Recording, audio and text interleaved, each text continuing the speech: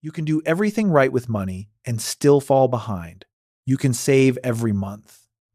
You can avoid debt.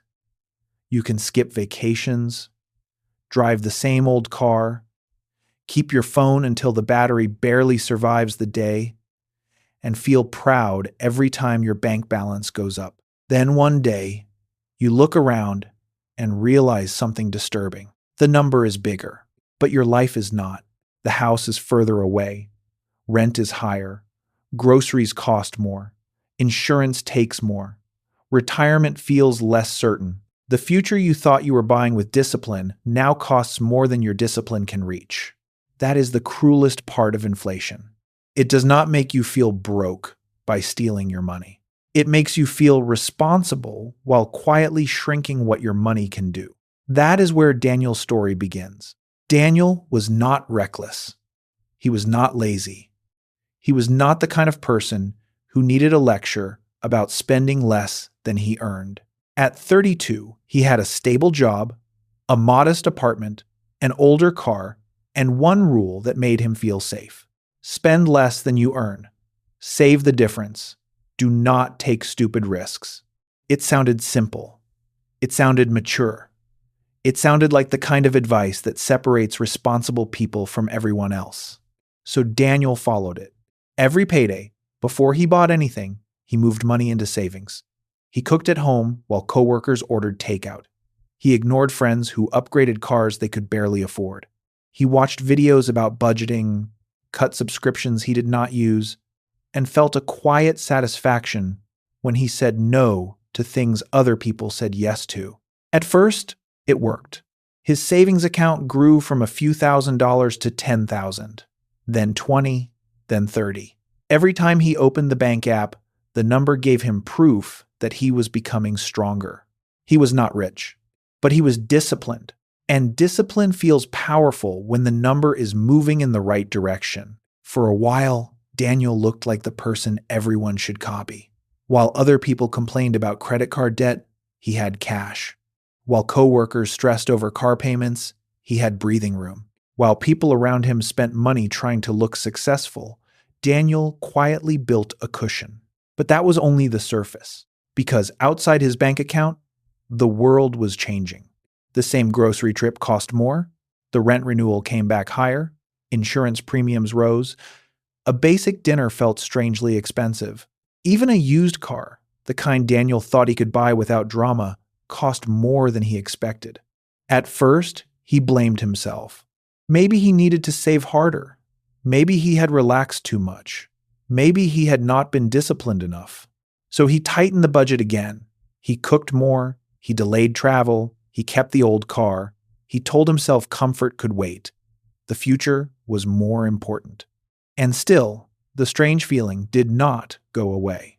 His account balance was higher than it had ever been, but his future felt smaller than it had before. That sentence bothered Daniel because it made no sense. How could he have more money and less confidence? How could the balance rise while the life behind the balance felt harder to reach?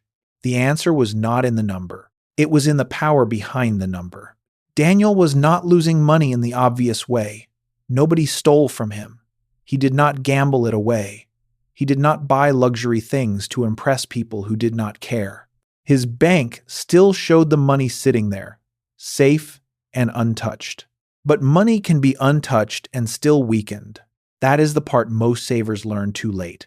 A dollar is not valuable because the number printed on it looks stable. A dollar is valuable because of what it can command in the real world. Food, rent, fuel, shelter, medical care, labor, time, options, freedom. If those things become more expensive while your cash sits still, your balance may survive, but your buying power does not. This is the hidden danger of saving money alone. Saving is not bad. Saving is necessary. It protects you from emergencies. It keeps one bad month from becoming a disaster. It gives you the ability to breathe when life gets loud. But saving cash and building wealth are not the same thing. Daniel did not understand that yet. He thought the goal was to collect more dollars. He had not asked the deeper question: what will those dollars still buy later? That question changed everything. Because money is not just paper, coins, or numbers on a screen. Money is a promise. It is trust. It is an agreement that the number you hold today will still mean something tomorrow. And that is where the danger begins. A ruler is useful because an inch does not shrink while you sleep. But money is a different kind of ruler. Money is controlled by systems, banking systems, credit systems, government systems, central banks, interest rates, debt, inflation targets, political decisions, human decisions. And when people control the ruler can change. Daniel did not need to understand every detail of monetary history to feel the result. He felt it at the grocery store. He felt it when rent went up. He felt it when his raise disappeared into normal bills. He felt it when the house he wanted did not get better, but somehow became harder to afford. That was the quiet humiliation. He was not falling behind because he lacked discipline. He was falling behind because he measured progress in dollars while the system changed the value of those dollars. And inflation is especially dangerous because it does not feel like an attack. If Daniel had opened his bank app and seen half his savings missing, he would have panicked. He would have demanded answers. He would have known something was wrong. But inflation does not usually delete the number. It leaves the number alone. Then it raises the price of everything around it. That is why cash feels safer than it really is. The number does not move. It does not flash red. It does not fall 20% in a week like a stock chart. It just sits there, calm and polite, giving you the emotional comfort of stability. But real stability is not about whether the number moves. Real stability is about what the number can still buy. Imagine Daniel saved $30,000 in cash. He feels safe because $30,000 is still $30,000. But if inflation averages 3% a year, after 10 years, that money still says $30,000 in the bank, while its purchasing power feels closer to about $22,000 in today's money. Nothing disappeared from the account. The loss happened in the world around it. That is why inflation feels so unfair.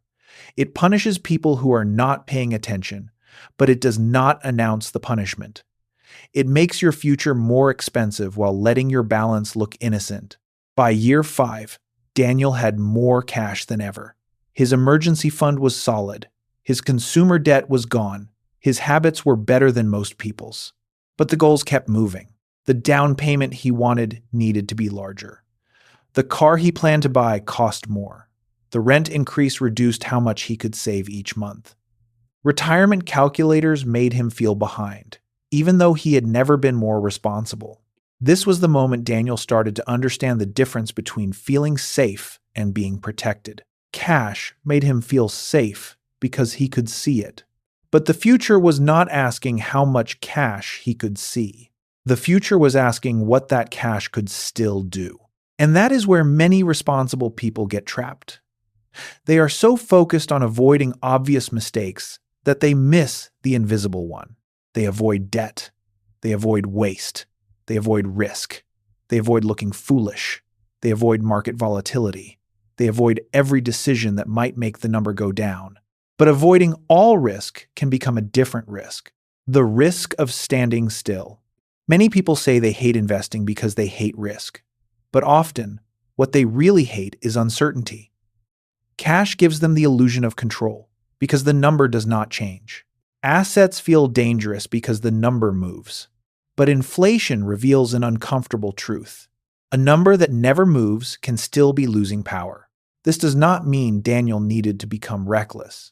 He did not need to throw his emergency fund into speculation. He did not need to gamble on trends, chase quick returns, or pretend every asset is safe. He needed something more mature than fear. He needed a strategy. Because an emergency fund and a wealth plan are not the same thing. An emergency fund protects you from chaos. A wealth plan protects you from time. That distinction changed Daniel's life. He began to understand why wealthy people think differently about money. They do not only ask, "How much do I have?" They ask, "What do I own that can protect my future buying power?" Cash is liquid. Cash is useful. Cash is necessary. But over long periods, too much cash can quietly weaken your future. Ownership is different. Not every asset is good. Not every investment is wise.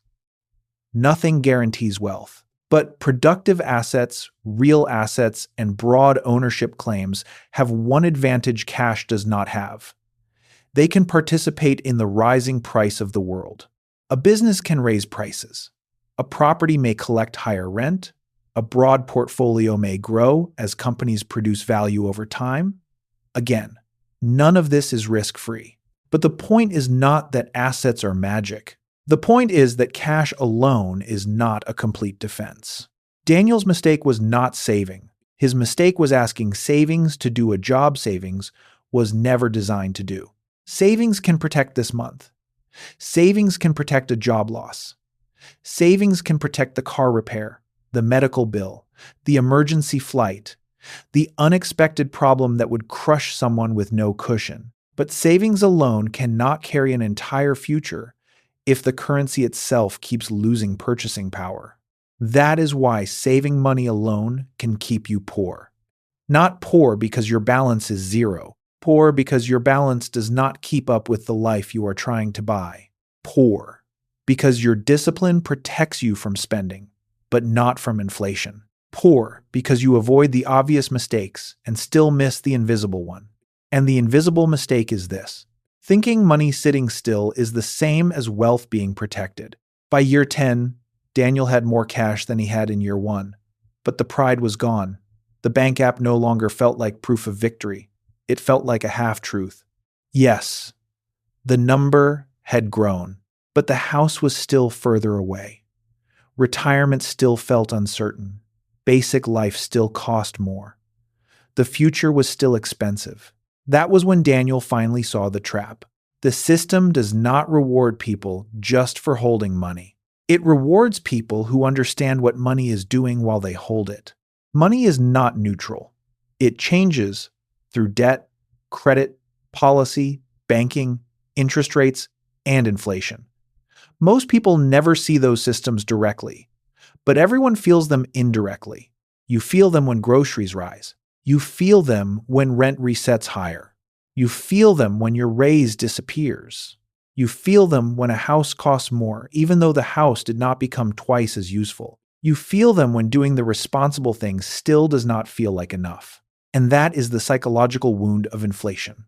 It makes disciplined people question themselves before they question the system. Daniel spent years asking, "Am I saving enough?"